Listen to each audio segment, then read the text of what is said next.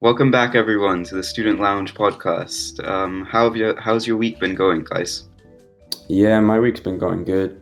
A lot of work, but yeah, it's going okay. What Yeah, about Yeah, you? actually, mine's been going pretty good. yeah.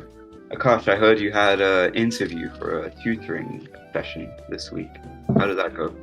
Oh yeah, I really over prepared for that because I haven't had an interview since I think joining this school in 2015. So Okay, yeah. yeah, I really over prepared. It was only a 20-minute interview. I got the role, by the way. Oh, nice. Congratulations. Oh, But yeah, so basically the interview, half of it was you had to make a mini lesson and perform it to the interviewer, and she was supposed to act like a 14-year-old. I'll get to that. Okay, And then the other part was just a question and answer thing. So okay, the interview, you have to choose either English or math. I did English, and my topic was metaphors and similes. yeah. So it was a very easy topic, but yeah, I did the interview. I did the lesson, and I was so surprised. She properly acted like a 14-year-old boy. I was kind of creeped out. Okay. Why a boy and I not a girl? don't know why she did a boy. Okay, She even gave herself a name and everything. okay. But So was yeah. she like interacting and asking you questions and stuff Yeah, throughout the so whole yeah. thing? Yeah, throughout the whole thing, it was very back and forth. It was not just me talking the whole time. Okay, And then yeah, she Yeah. gave me quite a lot of feedback after. It was quite helpful Okay. as well. but you had a little bit where it was just you talking, right? Yeah, no, as in yeah, it was like a lesson, but I designed the lesson to be so it's very back and forth. Okay, I see. Yeah, I signed up for the same thing, so I have my interview on Tuesday after school. Yeah. Oh, Oh yeah, no. nice. Yeah, I picked areas of triangles and squares in math for that presentation. Are you doing Yeah. an actual presentation, or are you just gonna be explaining? I'll do a presentation. So I had an idea to do like a shape, and I'll draw squares and count them with the student. One thing she said, make sure it's very engaging. So like, don't Okay. ramble for a long time. Always Yeah. share them, because apparently the kids we're going to be teaching, they're Mhm. quite low in confidence. So you want to constantly give them praise. Okay. Okay. Constantly ask them if they're sure. They like if everything's clear. Okay. Yeah, that's actually helpful. Thank you.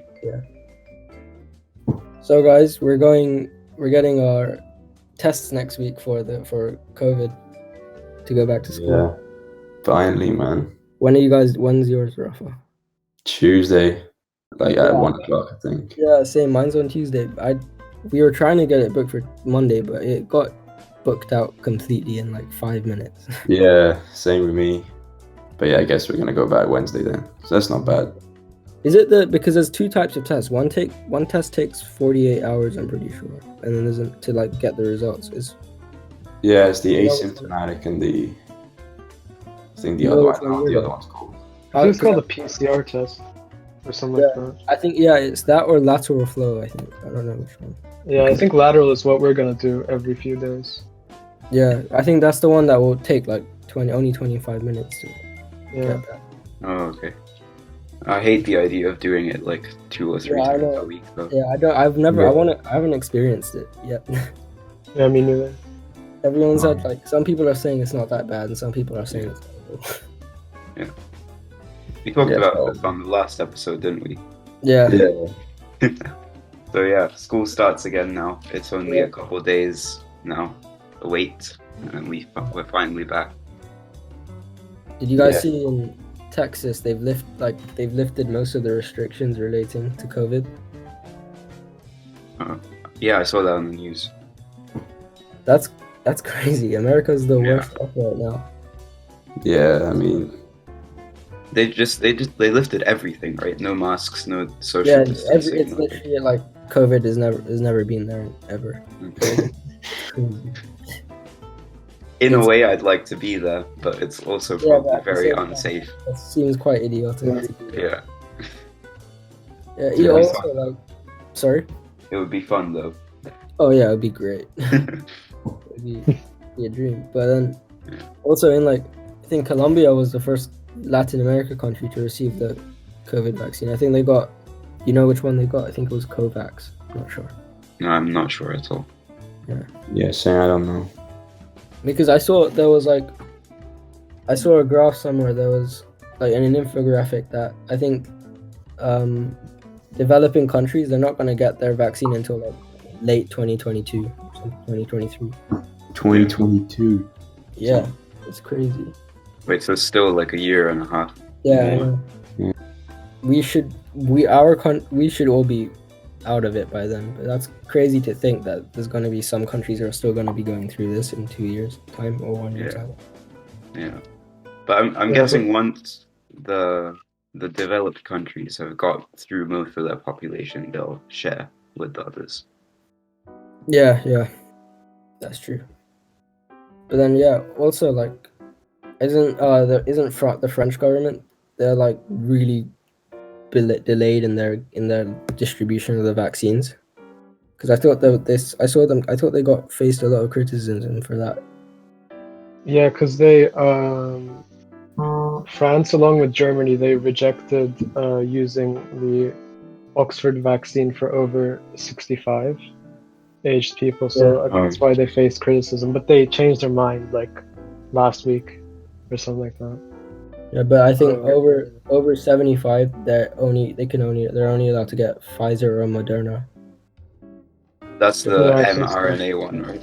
Yeah, That's the one that's like 95% effective. yeah. Okay. I'm still thinking about San, what you talked about last week about the amount of variations. I feel like one of them is just not gonna work with our vaccine. Yeah, didn't one get in Yeah. England a couple of days ago? Yeah, which one was that? Was that? The Brazilian Yeah. variant. Did they find the guy? I don't think they did. No, but there were like under 10, but close to 10 cases, and I think they managed to stop it. I'm not sure though. Yeah. Hopefully. And Biden, like, I think he said he promised that every adult in America would get it by the end of May, which is pretty good. The vaccine. Okay. Oh, that's nice. So they're gonna go fast now. Yeah, hopefully they need it. So, I was reading an article the other day from physics.org, and there was a computer scientist slash physicist that created an algorithm that could accurately predict the orbits of planets in the solar system, and it could be adapted to predict the behavior of plasma fuels that could help us harvest fusion energy. So it's like the same stuff from the sun or stars.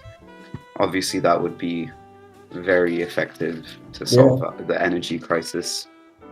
But the special thing about this algorithm is that usually in physics, you make an observation and create a theory based on that, and then you use the theory to predict new observations. But with the algorithm, they just feed in a huge amount of data into it, and it kind of skips the observation and theory part and just gives you an answer. Oh wow. So so the one that predicts the orbits kind of skips the whole physics part of what the orbit actually is and just gives you the answer. Yeah. So I thought that was very interesting because in that sense you can just gather a whole ton of data and then you don't need to actually use the actual fundamental laws or anything. Yeah. That's really interesting, actually. Yeah. And then in the article it said it's kind of the same as Google Translate because it sifts through a huge amount of information and it translates it, but there's no like specific formula that it uses to translate the words. So, That could just make everything so much easier in the world. Wow. And then further on in the article they discuss how they could use that for their fusion energy. And so then it would, in a way, it would do the same thing, and it would skip the whole science part and just give us an answer on how to do it. I just thought that was very cool. Yeah, it really sounds really interesting. So wait, what's the actual theory called again? What do you mean, the theory? Not the theory. The algorithm. What is it? Is there a name for it? No, it was made by a PPPL physicist, Hong Kin. Oh, okay. So, yeah. That's kind of surreal though, like making algorithm that doesn't really even need an input of like the laws of gravitation or whatever, and it just gives you an answer. That's really strange to me. It's like in physics classes we always just work everything by hand. I mean, sometimes we use a calculator, but I mean, yeah. It's like really, there's no way we could do this stuff without actually learning the concept and the actual theory. But I guess with this, there is some way you can do that. Yeah. So you kind of question the nature of science with that, because what are we actually studying and assessing, and is it actually useful for further development? It seems like it just makes a lot of what you're studying, for say in school, quite irrelevant. Yeah, very cool. Yeah. Okay, so building off of Advait's idea of like harnessing fusion energy using those algorithms, I also saw an article on The Economist about the Fukushima disaster, and it's been almost 10 years since that. And I saw an interesting point about how the editorial board of The Economist thought that nuclear power should be well regulated rather than be ditched entirely, like what happened after Fukushima. All the countries like Germany started to get rid of their power plants, but like they noted, a lot of the countries that really that have a lot of high carbon emissions or greenhouse emissions, they're switching to nuclear power. So countries like China, they're reducing their carbon output by a lot. And I think they do really make a good point, because to transition between having a very high carbon footprint to having nearly zero carbon emissions, I think there should be some sort of intermediate step. And I think nuclear power does really establish this step and help us to get where we want to go in the future, which is zero emissions. So I was interested in hearing what you guys thought about this. The nuclear power plants, if I'm correct, they produce zero greenhouse gas emissions during operation. So I'm just reading here also. It produces the same amount of carbon dioxide equivalent emissions per unit of electricity as wind, and only 1/3 of emissions per unit of electricity when compared with solar. So it's really low carbon, which is really interesting. Yeah, that's really green. But yeah, a lot of the backlash against it has to do with most of the countries who actually use nuclear power actually have some sort of nuclear weapon, storage. So they have, like China, for example, they have nuclear weapons. That's where that's a concern comes from. It's just when everyone thinks of nuclear, they think of weaponizing it before anything else. Right. There's so many benefits to it that are really being overlooked. Yeah, and also the major nuclear power plant disasters like Chernobyl and Fukushima have drawn people away from actually considering nuclear energy as a potential source. Yeah, because I believe it is our future in a sense. because they just Right. think of the damage that can happen if something goes wrong with the reactor. But It is understandable given that we've had two almost incredibly devastating disasters with it. But I think in a sense, pros outweigh the cons. Yeah. Mhm. And also, those were a very long time ago now. I think Fukushima was almost 10 years ago. Yeah. So Yeah. since then, the technology of the nuclear plants has developed so much. And I think after having the two incidents, their security and precautionary measures would be a lot more. Yeah, and I think biggest benefit is renewable. We need that right now. Yeah. Right. It's renewable energy. Another It's about- concern it is was- about the regulation of the power plants themselves. So, like the security and how to protect the area.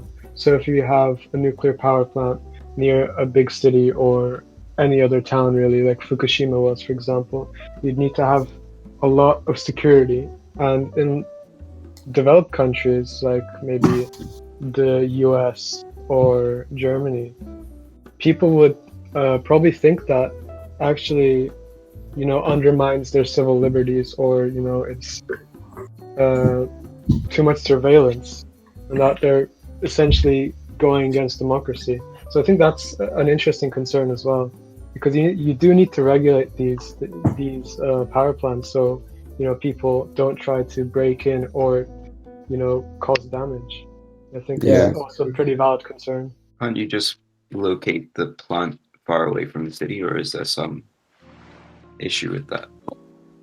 I'm not sure. I think a lot of the plants historically have been, located in some sort of city, because you need to have a lot of workers working there. Yeah, So that's true. Chernobyl was in Pripyat, which was also a pretty big city where all the laborers worked for the power plant. So That's true. yeah, you need to have some sort of town, but it doesn't have to be a big city. Yeah. I also think a reason for the resistance to go completely nuclear is, I think people, especially like environmentalists, they think there are so many other renewable options that we can supply without the danger of nuclear accidents and waste. Yeah. Yeah, that's the main thing about nuclear. Nuclear, you have the waste that comes afterwards. Does That's anyone, one of the main anyone know, drawbacks. for example, how effective is wind energy? I have no idea. Yeah, same. I can check. I'm pretty sure nuclear power is the most effective. Out of all of them. Yeah, I think it is. I'm checking right now. It says a wind But- turbine is 45% efficient. So like you put in like 100% energy, and you only get like 45 of it as like basically the energy you can actually use, I guess. Which is not that Actually, much. Yeah. After searching it up right now, apparently hydropower is the most widely used renewable power source, which I didn't Oh, know. really? Oh. Yeah, I thought it was actually wind turbines. Oh. accounting for more than 18% of the world's total installed power generation, Quite interesting. and That's quite a 50% of the renewable power generation. But I mean, yeah, it makes sense, because a lot of the rivers, they do have a very big quantity of water flowing downstream. So Yeah, if you do put those sorts of facilities there, you can really get a lot of power out of it, which is pretty nice. Okay, so yeah, this week we had a pretty interesting conversation in my English literature course. So before, as a starter, she asked us these 3 questions. I'm gonna go over them one at a time, and I just want to ask what you guys think. So the first question was, do the arts make us better people? I want to know what your thoughts are on that. Well, what do you mean by that question? It was very broad. You can interpret it as Okay. any way you want. Okay. Do you think the arts can be anything creative, literature counts? Do you think that makes people better? In terms of absorbing it, yes, but I don't think we should just. I mean, yeah, arts is. I think it's a crucial factor. Yeah. And when expressing like art as a form of painting, you can really like divulge in towards like how creative an individual can be. So yeah, I mean, it does bring out a good side in us, I think. Yeah, I think it opens our minds to a lot of new ideas, and art is very influential. It can be considered, it's a part of your personality in a sense without it. Mm-hmm. And I think it just it improves our quality of life in that sense, because art is there to, at the end of the day, make you feel good, isn't it? Yeah. Also, you have a lot of culture and those kind of sides of society are expressed through art, and you can gain a lot of insight into what someone's culture is or what they feel like or their emotions through artwork. I think that's quite important to broaden perspectives. Yeah, I agree. It helps you. It helps you understand different cultures, because I think a lot of the time art is the center point in differentiating one culture to another. Mm-hmm. Yeah. Yeah, and so then we moved on to the second question. She asked, how important is imagination in empathizing with other people? Mm. I thought this was quite clear answer in my opinion, because I thought imagination gives us, without imagination I think it's impossible to be empathetic, because because imagination, it gives us the ability to feel another person's point of view. So yeah, I think it plays a crucial role in the ability of each individual to understand the people around you. Yeah. I think experience plays a big role as well, because obviously if you've experienced what the other person is experiencing, that's Another way. You can be quite empathetic in that way, to understand them with your own experiences. But yeah, imagination, for the most part, since not everyone has experienced what other people experience, I think imagination is a very big part of being an empathetic person. The more imaginative you are, the more empathetic you are. I think there's a good correlation between those two ideas. Yeah, I agree with that. Yeah, I don't think you could easily empathize with someone if you can't imagine what they went through, because unless you have gone through the exact same experiences, there's no way for you to think or imagine again what they went through. Mm-hmm. And the final question she asked as our starter was just, what defines us as human beings, and does that question disconnect us from other species? So yeah, it was a very just wide open question. There's not a definite answer. I thought it was mainly, so it's our ability to progress and because due to our curiosity. I think that's what makes us really unique, and we're the only species that know about about our past, where we came from.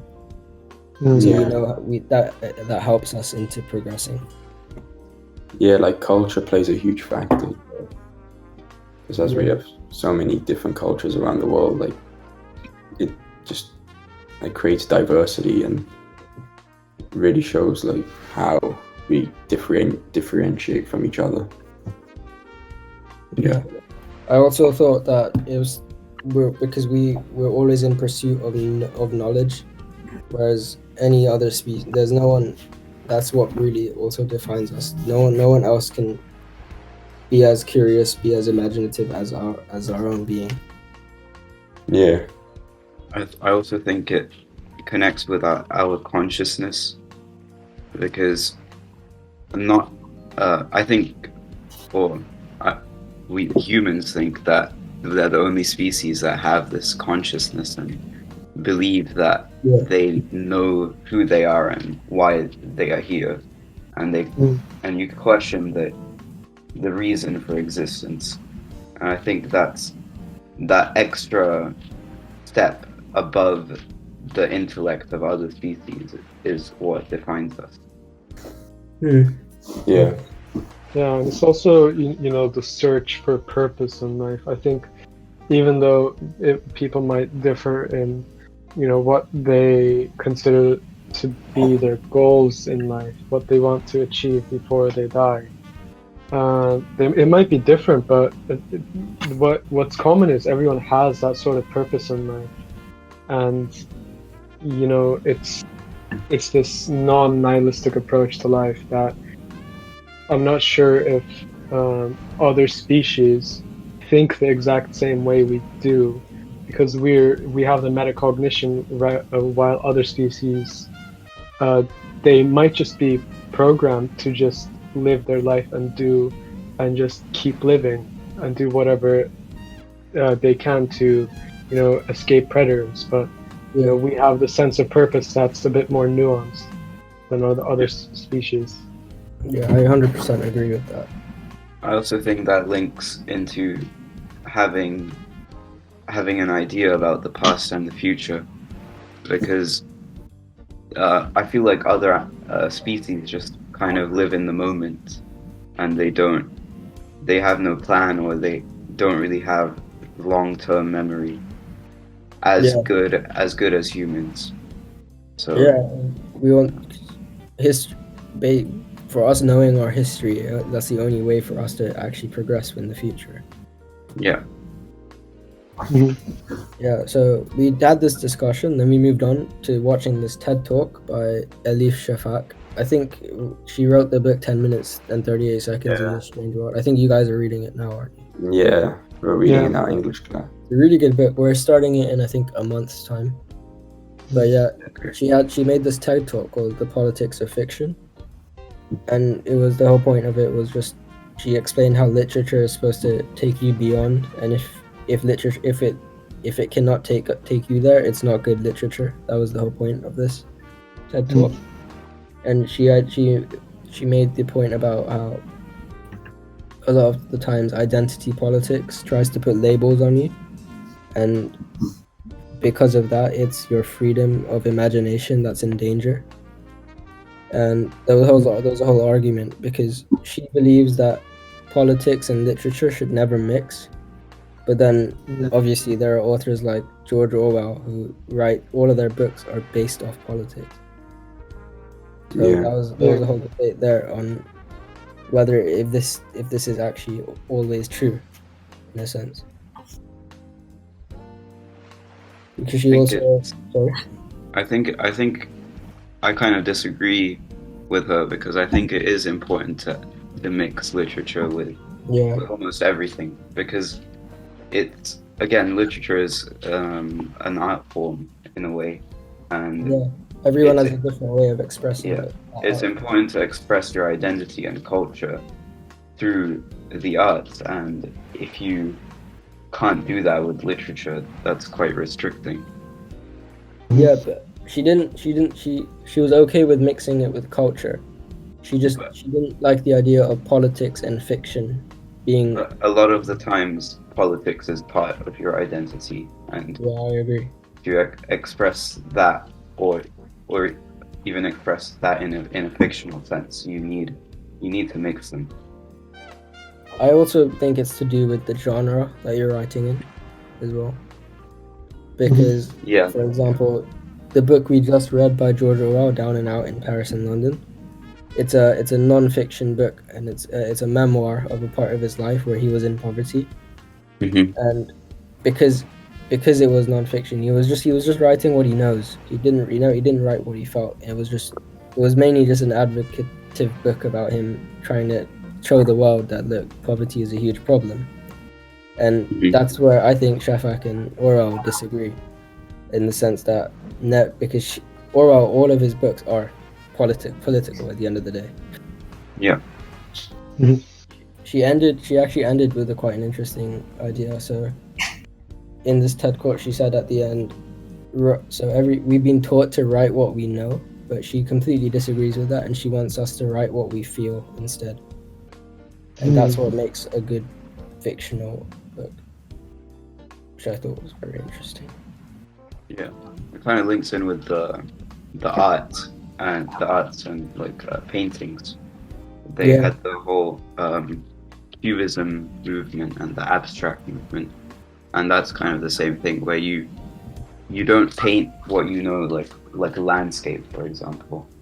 You try and express your emotions and what you feel through the art, which I think is also very important when it comes to literature as well.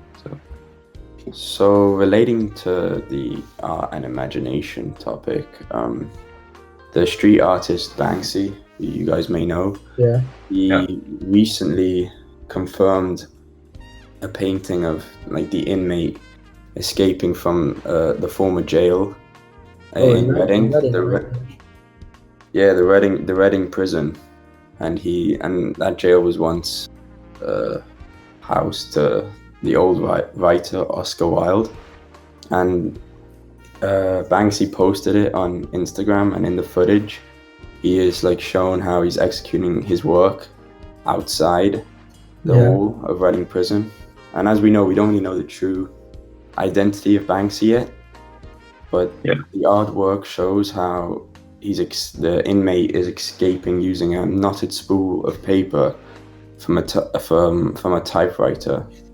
And it's actually really fascinating because by doing all this like type of artwork, like the prison's future is currently the focus of debate with the Ministry of Justice, like which owns the building, and they're due to decide by the 15th of March whether it will be turned into an arts venue. What do you guys think of that? A prison gonna turn into an arts venue? Yeah, I think that's a great idea. Yeah. What was the image, the picture called? It was, I think he dubbed it as "Create Escape," right? Yeah. Yeah, because so he like revealed that he did this through like some Bob Ross voiceover, right? Yeah. Yeah, because I watched that video. He said that Bob Ross said that painting to me represents freedom, so it's quite fitting with this. With just outside the prison. Yeah. So it's interesting how they're gonna, if they actually turn it into an arts venue. Yeah, it's very cool how just a small street art painting can create such a large change in big institutions. Yeah, and relating back to Akash's like thing about imagination and art, it really shows how like these places can actually be seen as a point of freedom with artwork, as Banksy has like shown by doing this, and it's interesting to see. All right, guys, so that wraps up the podcast for this week. It was a good one. Make sure to like, subscribe, comment on the video with suggestions, and I'll see you guys next week in person, finally. Yeah, exciting. Yeah, finally. All right, thank you guys. Yeah, all right. Goodbye.